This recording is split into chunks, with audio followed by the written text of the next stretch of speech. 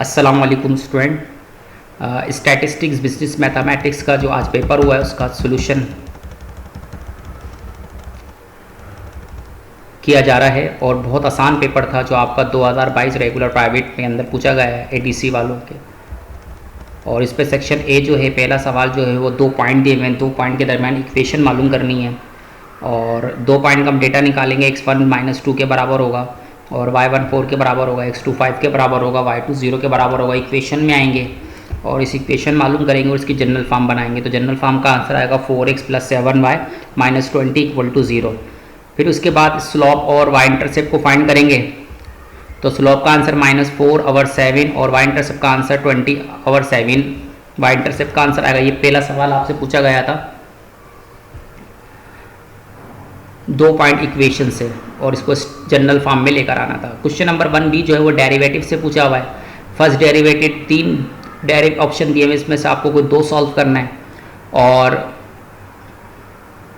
पहला डेरिवेटिव जब निकालेंगे तो इसका आंसर 6x² आएगा। सेकंड डेरिवेटिव आपको जो है वो स्क्वायर रूट के अंदर दिया हुआ, पावर वाला मेथड अप्लाई होगा इसके अंदर। तो इसका आंसर आएगा 5x⁴ - 6x + 2 डिवाइड 4 बेस आएगी पूरी और बेस के ऊपर पावर 3/4 आ जाएगी। माइनस की पावर नीचे लेके जाएंगे तो प्लस की पावर हो जाएगी। थर्ड जो है वो आपको डिवाइड रूल से मुतालिक दिया गया है और इसको सॉल्व करेंगे तो इसका आंसर आएगा x² + 6x + 9 divided by x + 3 का होल स्क्वायर। तो क्वेश्चन नंबर 1b आपको डेरिवेटिव से पूछा गया था, बहुत सिंपल है। क्वेश्चन नंबर 2 जो है आपको एक क्वाड्रेटिक फंक्शन दिया हुआ है, उसमें x की कीमत निकालनी है उस फंक्शन की और मैक्सिमा और मिनिमम वैल्यू मालूम करनी है। तो उस फंक्शन की हम लोग सबसे पहले फर्स्ट डेरिवेटिव लेंगे, इसको 0 पुट करेंगे तो x का आंसर -2 आएगा। उसके बाद सेकंड डेरिवेटिव लेंगे तो 6 आ रहा है, 6 पॉजिटिव आ रहा है तो पॉइंट आपका मिनिमा होगा। तो x की वैल्यू 2 रख के फाइंड जो हमने की है उसकी पुट करके हम उसकी y की कीमत निकाल लेंगे। तो हमारे इस फंक्शन का -2 और -19 जो कि मिनिमम वैल्यू होगी फंक्शन की। क्वेश्चन नंबर 2b जो है वो आपको एक 3/3 मैट्रिक्स दिया हुआ है, उसमें वो कह रहा है ये मैट्रिक्स A जो है वो सिंगुलर है तो इसकी b की कीमत मालूम करें। तो सिंगुलर का आंसर 0 होता है, 0 करने का इसको सॉल्व किया तो हमने इसकी b की कीमत निकाली तो 3 आ रही है। क्वेश्चन नंबर 3a जो है वो हमें वर्टेक्स और रूट से मुतालिक पूछा गया है। तो और वर्टेक्स और रूट हमने मालूम करना है, क्वाड्रेटिक इक्वेशन दी गई है, इसको हम लोग अरेंज करके भी कर सकते हैं लेकिन कोफिशिएंट निकाल लेते हैं डायरेक्ट। तो यहाँ जो स्क्वायर का कोफिशिएंट a है, a = 2 के हो जाएगा, b = 5 के हो जाएगा, c = 2 के हो जाएगा। वर्टेक्स में x के फार्मूले में आएंगे तो x का आंसर -5/4 आएगा। y के फार्मूले पुट करेंगे तो y का आंसर -9/8 आ जाएगा। तो वर्टेक्स का आंसर -5/4 और -9/8 आएगा। रूट आपसे पूछा गया था, रूट a = 2 के होगा, b = 5 के और c = 2 के होगा। रूट के फार्मूले में आएंगे, उसको वैल्यू को पुट करेंगे तो वैल्यू को पुट करने के बाद रूट के जो आंसर हमारे पास आएगा वो एक x का आंसर -2 आएगा और एक x का आंसर -1/2 आएगा। तो रूट के हमारे 2 आंसर आएंगे, 2 रूट आएंगे आपके पास, -2 0 -1/2 और 0। क्वेश्चन नंबर 3b जो है वो हमें क्रैमर रूल से मुतालिक इक्वेशन को सॉल्व करना है और क्रैमर रूल के तहत x और y की कीमत निकालनी है। बहुत ही आसान सवाल है। इसमें हम a का डिटरमिनेंट निकालेंगे -9 आएगा, ax का डिटरमिनेंट निकालेंगे -9 आएगा, ay का डिटरमिनेंट निकालेंगे 27 आएगा, x की कीमत 1 आएगी और y की कीमत -3 आएगी। ये सेक्शन a था, बहुत ही ईजी, इसमें आपको जो है ये सेक्शन दिया गया था, इसमें कोई मुश्किल सवाल नहीं था। सेक्शन b जो है वो आपको 4a आपसे मीन मीडियन मोड के दरमियान रिलेशन बोल रहा है कि वो बोल रहा है कि कमेंट्स दें कि सिमेट्रिकल डिस्ट्रीब्यूशन है तो क्यों है। अच्छा भाई, सबसे पहले हम इसका मीन मीडियन मोड मालूम करेंगे। यहाँ पे ऑलरेडी आपको क्लास बाउंड्रीज दी गई हैं और क्लास बाउंड्रीज दी गई हैं, आप नहीं बनाएंगे क्लास बाउंड्रीज, ऑलरेडी यहाँ पे क्लास बाउंड्रीज दी गई हैं। हम इसमें x निकालेंगे और x के बाद fx निकालेंगे, fx का टोटल करेंगे तो 2857 आएगा, उसको डिवाइड बाय f के टोटल पे करेंगे तो मीन आएगा 62.5। मीडियन निकालेंगे, selection of the middle class करेंगे, 32 हम देखेंगे CF में कहाँ लाई कर रहा है। 32 हमारा लाई कर रहा है 29 में। हमारी जो पोजीशन सेलेक्ट होगी वो 23 होगी, तो यहाँ जो पोजीशन सेलेक्ट होगी वो 23 पोजीशन सेलेक्ट होगी। तो 32 नहीं है, ये 23 है, ठीक है, इसको आप सही कर लीजिएगा। ये पोजीशन जो हमारी मीडियन के लिए सेलेक्ट होगी वो 23rd पोजीशन सेलेक्ट होगी और 23rd पोजीशन जो हमारी लाई करेगी वो 29 में लाई करेगी। तो यहाँ गलती से 32 लिख दिया गया है, वैसे यहाँ पे क्या आएगा 23 आएगा। 23 जो पोजीशन आएगी उसको सेलेक्ट करेंगे, उसमें से डेटा निकालेंगे और डेटा निकालने के बाद मीडियन के फार्मूले पुट करेंगे तो मीडियन का आंसर 62.5 आएगा। मोड में जो हमारी रो सिलेक्ट होती है जिसकी फ्रीक्वेंसी सबसे हाईएस्ट होती है, जिसकी फ्रीक्वेंसी सबसे हाईएस्ट होती है वही मॉडल क्लास कहलाती है। तो 12 वाली जो है वो मॉडल क्लास होगी, इसी में से डेटा निकालेंगे और मोड के फार्मूले पुट करेंगे तो हमारा 62.5 आएगा। तो यानी तीनों हमारे जो है वो इक्वल आए, और अगर तीनों इक्वल आए तो मीन मीडियन मोड जिसमें तीनों बराबर हों तो वो डिस्ट्रीब्यूशन क्या होती है आपकी इक्वली कहलाती है, क्योंकि जो इसका स्क्यूड है वो दोनों तरफ लेफ्ट टू राइट बराबर होता है, सिमेट्री होता है। क्वेश्चन नंबर 4B जो है आपको कंसिस्टेंसी वाला सवाल पूछा हुआ, बेसमेंट ए दिया हुआ है, एक्स लिखेंगे बेसमेंट है, उसका स्क्वायर लेंगे, उसको टोटल करेंगे, पहले इसका स्टैंडर्ड डेविएशन निकालेंगे तो इसका स्टैंडर्ड डेविएशन का आंसर 6.90 आएगा, इसका मीन निकालेंगे तो 40 आएगा, इसकी CV परसेंटेज निकालेंगे तो 17.25 आएगी। बेसमेंट बी पर आएंगे, बेसमेंट बी में एक्स लिखेंगे, एक्स का टोटल करेंगे, एक्स स्क्वायर लेंगे, इसका स्टैंडर्ड डेविएशन निकालेंगे, स्टैंडर्ड 35.66 आएगा, इसका मीन निकालेंगे 40 आएगा, और इसकी CV की परसेंटेज निकालेंगे तो 89.15 आएगी। दोनों में जो सबसे कम जो लेस CV आ रही है वो बेसमेंट ए की आ रही है, तो बेसमेंट ए जो होगा वो क्या होगा भाई, वो more consistent. Question number 5A जो है वो हमें रिग्रेशन इक्वेशन से मुताल्लिक पूछा गया है और 2 रिग्रेशन लाइन दी गई हैं।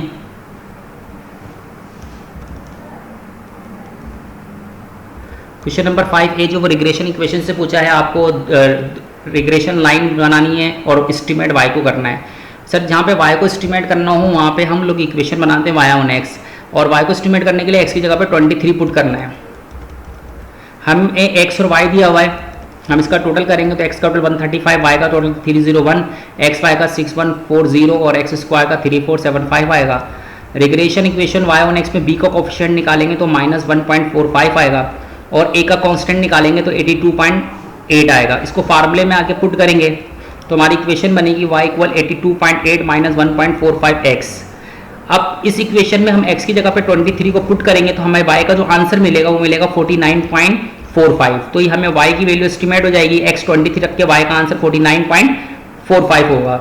उसके बाद क्वेश्चन नंबर 5B जो है वो हमें रैंक कोरिलेशन से पूछा गया है, बहुत आसान है। इसका हम डिफरेंस करेंगे और d निकालेंगे, d का स्क्वायर निकालेंगे, उसका टोटल करेंगे तो हमें 32 आएगा, और 32 को हम फार्मूले में पुट करेंगे तो हमारा स्पेयर में रैंक कोरिलेशन का जो आंसर होगा वो 0.62 आएगा। क्वेश्चन नंबर 6A जो है वो आपसे 4 क्वांटिटीज़ दी गई हैं 2009 और 2010 इनसे मुताल्लिक, और कह रहा है एग्रीगेटिव प्राइस इंडेक्स नंबर मालूम कीजिए। सर जिसमें क्वांटिटी आ जाती है और एग्रीगेट के लिए वहाँ पे हम यूज़ करते हैं लेस्पर, पार्शीज एंड फिशर का फार्मूला। हाँ, अगर इस सवाल के अंदर वेटेड नहीं होते, क्वांटिटी नहीं होती, अनवेटेड होता तो उसको हम सिंपल एग्रीगेट मेथड से करते हैं, लेकिन यहाँ पे हमें एग्रीगेट के अंदर क्वांटिटी गिवन है। जब किसी सवाल में क्वांटिटी गिवन हो तो उसको हम लेस्पर, बेस ईयर का मतलब लेस्पर फार्मूले से करेंगे, करंट ईयर का मतलब पार्शीज फार्मूले से करेंगे, आइडियल का मतलब फिशर फार्मूले से करेंगे इसको। तो इसको हम सॉल्व करेंगे, बिल्कुल सिंपल कैलकुलेशन निकालेंगे। Pn को QO से मल्टीप्लाई करेंगे, इसका टोटल करेंगे 4050 आएगा। PO को QO से मल्टीप्लाई कराएंगे, इसका टोटल आएगा 3436। Pn को QN से करेंगे, इसका टोटल आएगा 4416। PO को QN से मल्टीप्लाई कराएंगे, इसका टोटल आएगा 3752। लेस बेस ईयर इंडेक्स मतलब लेस्पर फार्मूले में पुट करेंगे तो हमारा आंसर आएगा 117.87। करंट ईयर इंडेक्स इसको पार्शीज के फार्मूले लिखेंगे तो इसका आंसर आएगा 117.70, और फिशर का शॉर्ट फार्मूले से अप्लाई करेंगे तो आंसर आएगा फिशर का 117.78। फिशर को आइडल प्राइस इंडेक्स भी कहा जाता है। उसके बाद क्वेश्चन नंबर 6 का बी, ये इन्होंने कोएफिशिएंट ऑफ कोरिलेशन से दिया हुआ है। आपसे कह रहा है कि भाई इसके अंदर short formula b multiply by D, b हमारे निकलता है y/x की इक्वेशन में, d हमारा निकलता है x/y की इक्वेशन में।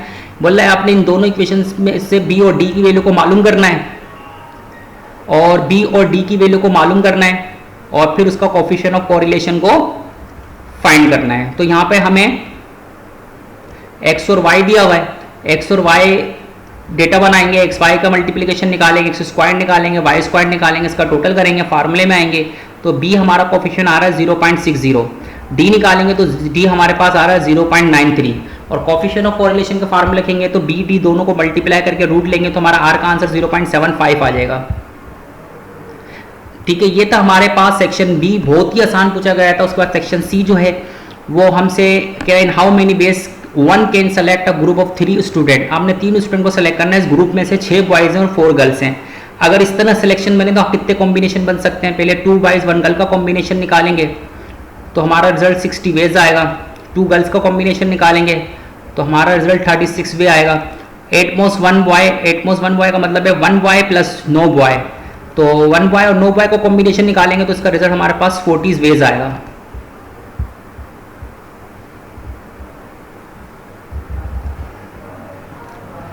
ये हमें सवाल कॉम्बिनेशन से मुतालिक पूछा गया था। क्वेश्चन नंबर 7B जो है वो हमें बाइनोमिनल डिस्ट्रीब्यूशन से पूछा गया है। इसके अंदर n हमारा 7 हो जाएगा। डिफेक्टेड के जो चांसेस हैं वो 0.15 हैं, नॉन डिफेक्टेड के जो चांसेस होंगे वो 0.85 होंगे, लेकिन हमने पहले रिक्वायरमेंट में नो डिफेक्टेड की निकालनी है तो इसमें n 7 हो जाएगा, p 0.15, q 0.85 हो जाएगा। नो डिफेक्टेड की प्रोबेबिलिटी निकालेंगे तो 0.3206 आएगी। सेकंड में हमसे कहता है 5 और 6 नॉन डिफेक्टेड, वहां कह रहा था डिफेक्टेड, यहाँ कह रहा है नॉन डिफेक्टेड। तो सर यहाँ पे नॉन डिफेक्टेड वाले जो चांसेस हैं p जो 0.85 वो q हो जाएगा, वो p हो जाएगा, और q जो हो जाएगा वो 0.15 होगा। यहाँ चेंज हो जाएगा p और q, क्योंकि नॉन डिफेक्टेड के जो चांसेस जिसकी हम प्रोबेबिलिटी निकाल लें वो हमारे लिए फेवरेबल कहलाएगी। तो p यहाँ 0.85 हो जाएगा, q हमारे पास जो 0.15 हो जाएगा। पहले 5 की प्रोबेबिलिटी निकालेंगे तो 0.2096 आएगी, फिर 6 की प्रोबेबिलिटी निकालेंगे तो 0.3960 आएगी। दोनों को जमा करेंगे तो 0.6056, 5 और 6 नॉन डिफेक्टेड का आंसर आ जाएगा। फिर लेस देन 3 कह रहा है, लेस देन 3 का मतलब है 3 से कम, लेकिन यहाँ डिफेक्टेड की कह रहा है तो यहाँ डिफेक्टेड के मुताबिक यहाँ p 0.15 हो जाएगा, q 0.85 हो जाएगा, n 7 रहेगा। और यहाँ लेस देन 3 निकालना है, लेस देन 3 से कम। 3 से कम क्या होता है? 2 1 0, तो 2 की प्रोबेबिलिटी निकलेगी, 1 की निकलेगी और 0 की निकलेगी। तो यहाँ हम ला रहा p 0.15 रहेगा तो हम 2 की प्रोबेबिलिटी निकालेंगे 0.2096 आएगी, 1 की निकालेंगे 0.3960 आएगी, 0 की निकालेंगे 0.3206 आएगी। तीनों को सम करेंगे तो हमारा लेस देन 3 डिफेक्टेड का आंसर जो आएगा वो आएगा 0.9262। उसके बाद क्वेश्चन नंबर 8A, ये हमें सैम्पलिंग से मुतालिक पूछा है, विद रिप्लेसमेंट है, उसके तहत हमने सैंपल बनाने और 4 पॉपुलेशन दिए गए, 2 सैंपल साइज से बनाना है। n 4 होगा, कैपिटल N 4 होगा, स्मॉल n 2 होगा। तो पावर से निकालेंगे 16 सैंपल बनेंगे, तो हमने यहाँ पे 16 सैंपल बनाए और 2 के साइज से उनका टोटल करा तो 80 आ रहा है। सैंपल मीन के फार्मूले पुट करा तो हमारा सैंपल का मीन 5 आ रहा है। पॉपुलेशन को सम करा, सबको 4 पे डिवाइड करा तो पॉपुलेशन का मीन भी 5 आ रहा है। ये प्रूफ हो गया कि सैंपल मीन पॉपुलेशन मीन के इक्वल है। क्वेश्चन नंबर 8B जो है वो हमें एस्टिमेशन से मुतालिक दिया हुआ। यहाँ पे आपसे कह रहा है कि सैंपल ड्रॉ किया है, whose variance normal population whose variance is 2.5, यानी नॉर्मल पॉपुलेशंस का जो वेरिएंस है वो 2.5 है। क्योंकि पॉपुलेशन का वेरिएंस है और पॉपुलेशन का वेरिएंस नॉन कहलाता है, तो n हमारा 8 हो जाएगा। यहाँ 8 सैंपल दिए हमें, नॉन पॉपुलेशन वेरिएंस दिया हुआ, पॉपुलेशन वेरिएंस हमारा नॉन कहलाता है, तो सिग्मा स्क्वायर 2.5 होगा। कॉन्फिडेंस इंटरवल 96% होगा, मीन निकालेंगे तो 83 आएगा। और कॉन्फिडेंस इंटरवल 96% है, जो आपके पास लेवल ऑफ सिग्निफिकेंट होगा 4% होगा, तो 4% को हम 100 पे डिवाइड करेंगे 0.04 आएगा, डिवाइड 2 कराएंगे तो 0.02 आएगा, टेबल में वैल्यू देखेंगे तो 2.05 आएगी। तो पॉपुलेशन स्टैंडर्ड जब हम निकालेंगे तो हमारे पास वेरिएंस दिया होगा पॉपुलेशन का 2.5, जब इसको स्क्वायर को उधर रूट पे लेके जाएंगे, रूट लेंगे 2.5 का, तो हमारे पास पॉपुलेशन स्टैंडर्ड डिवीजन 1.58 आएगा। डिस्ट्रीब्यूशन के फार्मूले में आएंगे, पुट करेंगे तो हमारा जो पॉपुलेशन मीन एस्टीमेट होगा वो 81.86 से लेकर 84.14 के दरमियान हो सकता है। तो ये सवाल जो था वो आपको एस्टिमेशन से मुताल्लिक पूछा गया था। क्वेश्चन नंबर 9A,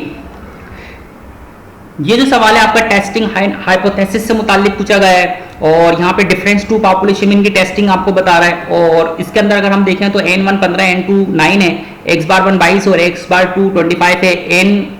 s1 जो है वो 9 है क्योंकि सैंपल का है, सैंपल का जो स्टैंडर्ड होता है वो s से रिप्रेजेंट करते हैं, s1 9 s2 7। और यहाँ पे कह रहा है कि दो पॉपुलेशन मीन जो है वो इक्वल एंड डिफरेंट, दोनों का जो इक्वल 5 के बराबर है, तो जो HO होगा हमारा वो μ1 - μ2 इक्वल टू 5 हो जाएगा। इसका जो H1 होगा इज नॉट इक्वल टू 5 हो जाएगा। लेवल ऑफ सिग्निफिकेंस 0.05 है, हम डेटा लिखेंगे, उसके बाद वेरिएंस निकाल लेंगे क्योंकि डबल जो भी होता है हमारा डिफरेंस का वाले से उसको हम अंदर फार्मूले वेरिएंस रखते हैं, तो इनका स्टैंडर्ड का स्क्वायर लेके इनका वेरिएंस निकाल लेंगे, SP के फार्मूले में रखेंगे तो हमारा SP का आंसर 8.33 आएगा। टी कैलकुलेट करेंगे, टी के कैलकुलेट के फार्मूले में वैल्यू को पुट करेंगे तो हमारा टी कैलकुलेट का आंसर -2.25 आएगा। क्रिटिकल में जाएंगे, H1 नॉट इक्वल है तो टू टेल अप्लाई करेंगे, टू टेल अप्लाई करेंगे तो जो हमारा लेवल ऑफ सिग्निफिकेंस 0.05 दिया इसको 2 पे डिवाइड कराएंगे तो 0.025 आएगा। हमारे पास एक नंबर 15 थे, एक 9 थे, दोनों को प्लस किया 24 होते हैं, 24 में से डिफरेंस 2 लेस करवाएंगे तो हमारे को 22 में देखेंगे, 0.025 को 22 में देखेंगे तो हमारी टेबल की वैल्यू जो आएगी वो 2.074 आएगी।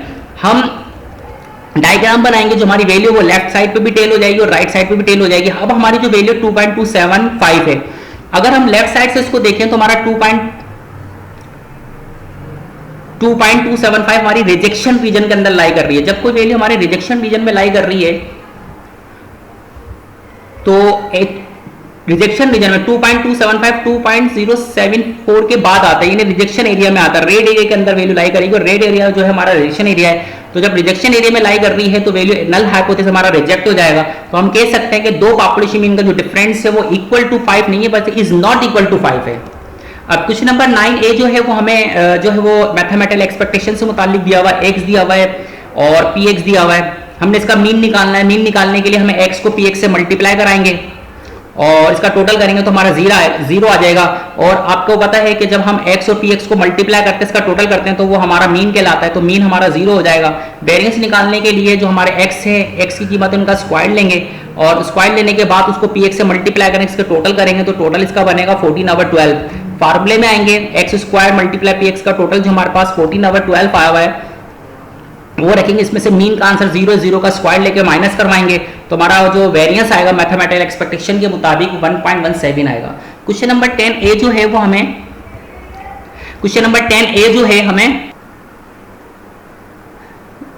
काई स्क्वायर से मुतालिक पूछा गया है। Question number 10A chi square से मुतालिक पूछा गया है।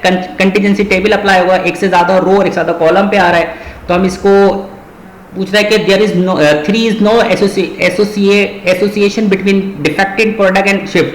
मतलब डिफेक्टेड प्रोडक्ट और नॉन डिफेक्टेड प्रोडक्ट और शिफ्ट के दरमियान कोई एसोसिएशन नहीं है। इसको प्रूव करना है तो हमारा HO बन जाएगा 3 is no association between the defected product and shift, और H1 इसका बन जाएगा 3 is association between the defected product and shift. ये H1 बना लेंगे। लेवल ऑफ सिग्निफिकेंट लिखेंगे 0.025 आएगा। टोटल करेंगे रो वाइज, फर्स्ट रो का टोटल 42 आएगा, सेकंड रो का टोटल हमारा 958 आएगा, फर्स्ट कॉलम का टोटल 400 आएगा, सेकंड कॉलम का टोटल 300 आएगा, थर्ड कॉलम का टोटल 300 आएगा। फर्स्ट एक्सपेक्टेड वैल्यू निकालेंगे, first row multiply first column के मुताबिक 16.8 आएगी। फर्स्ट रो सेकंड कॉलम से निकालेंगे 12.6 आएगी। फर्स्ट रो थर्ड कॉलम से निकालेंगे 12.6 आएगी। सेकंड रो फर्स्ट कॉलम से निकालेंगे 383.2 आएगी। सेकंड रो सेकंड कॉलम से निकालेंगे 287.4 आएगी। सेकंड रो थर्ड कॉलम से निकालेंगे 287.4 आएगी। अब ऑब्जर्व वैल्यू लिखेंगे, रो वाइज ई वैल्यू लिखेंगे, इसको कैलकुलेट करेंगे, टोटल करेंगे तो हमारी जो काई स्क्वायर कैलकुलेट की वैल्यू आएगी वो 0.71 आएगी। उसके बाद क्रिटिकल में आएंगे। रो हमारी सवाल के अंदर 2 यूज हुई है, 2 में से 1 निकाला, 1 बचा। कॉलम 3 यूज हुए, 3 में से 1 निकाला, 2 बचा। 2 को 1 से मल्टीप्लाई करा 2 बनता है। 0.025 को 2 में देखेंगे तो हमारी जो टेबल की वैल्यू आएगी काई स्क्वायर की वो आएगी 7.3778। उसके बाद रिजेक्शन एरिया में जाएंगे और डायग्राम बनाएंगे तो हमारे पास जो रिजेक्शन एरिया में वैल्यू आ रही है वो 7.3778 आ रही है। रिजेक्शन की वैल्यू जब हमारे टेबल की जो वैल्यू हमारे पास है 0.71 आई है। 0.71 जो है वो हमारी वैल्यू लाई करेगी, वो एक्सेप्टेंट रीजन में लाई करेगी। यानी जो व्हाइट वाला एरिया इसके अंदर आएगी, ये रेड एरिया में नहीं आएगी। रेड वाला एरिया हमारा रिजेक्शन है तो एक्सेप्ट एरिया के अंदर आएगी। जब एक्सेप्ट एरिया में आ रही है तो हमारी जो काई स्क्वायर कैलकुलेट की वैल्यू एक्सेप्ट में लाई कर रही है तो हमारा HO जो होगा वो एक्सेप्ट हो जाएगा। तो हम कह सकते हैं कि जो हमारा 3 जो हमारे पास शिफ्ट हैं उनके दरमियान कोई एसोसिएशन नहीं है। उसके बाद 10B जो है हमें ये नॉर्मल डिस्ट्रीब्यूशन से पूछा गया है। ये सवाल हमारे पास 2016 रेगुलर में आ चुके हैं। काफ़ी जो सेक्शन सी के सवाल हैं वो 2016 के यहाँ पे आपको दिए गए हैं। तो इसमें सबसे पहले म्यू 200 ग्राम से, स्टैंडर्ड जो है 2 ग्राम से, इसको हम मोर देन से निकालेंगे। अच्छा, यहाँ पे हम नॉर्मल डिस्ट्रीब्यूशन के अंदर वो अप्लाई करते हैं हाफ एरिया, यानी हाफ पॉजिटिव एरिया के मुताबिक मैंने यहाँ पे सॉल्व किया हुआ है। जबकि इसमें अगर नेगेटिव एरिया यानी फुल एरिया के हिसाब से भी निकालते हैं जिसके अंदर नेगेटिव और पॉजिटिव साइड भी लिखी गई होती है।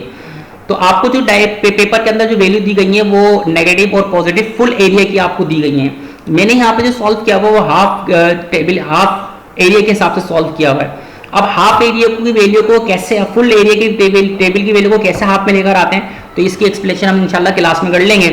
तो 203 का हम जो SDU निकालेंगे, Z यूनिट निकालेंगे, 1.5 आएगा हमारा। मोर देन प्लस इन्फिनाइट जाएगा और इसको सॉल्व करेंगे जो हमारा रूल है इसके मुताबिक। तो हमारा जो आंसर आएगा इसका मोर देन 205 की प्रोबेबिलिटी आएगी वो आएगी 0.0668। बिटवीन निकालेंगे तो बिटवीन में 198.5 का यूनिट आएगा -0.75 और 199.5 का यूनिट आएगा -0.25। और इनको बिटवीन की प्रोबेबिलिटी निकालेंगे तो हमारा आंसर आएगा 0.1747। ये इन्होंने टेबल की वैल्यू दी गई थी सर, यहाँ पे जो टेबल की वैल्यू दी गई है वो उन्होंने कंप्लीट जो हमारा बेल शेप होता है जी एरिया उसके मुताबिक उन्होंने फुल टेबल के हिसाब से value negative positive complete full एक एरिया के हिसाब से वैल्यू दी गई, जबकि हमने यहाँ पे जो सॉल्व किया हुआ ऊपर वो उसकी सिर्फ पॉजिटिव वैल्यू के हिसाब से हाफ एरिया के हिसाब से हमने इसको निकाला हुआ है।